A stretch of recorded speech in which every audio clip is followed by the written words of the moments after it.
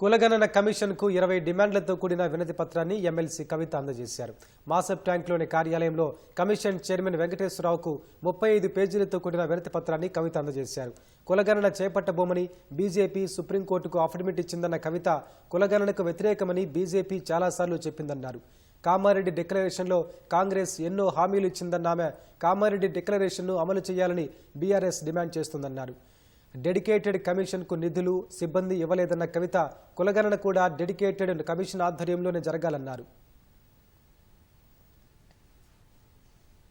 2021లో సుప్రీంకోర్టులో బాజాప్తా భారతీయ జనతా పార్టీ వేసినటువంటి ఒక affidavit as a policy decision మేము కులగణన చేపట్టము అని చెప్పి సుప్రీంకోర్టుకి డైరెక్ట్గా చెప్పినటువంటి సందర్భాన్ని కూడా హైలైటెడ్ పోర్షన్లో మేము చూపిస్తా ఉన్నాం.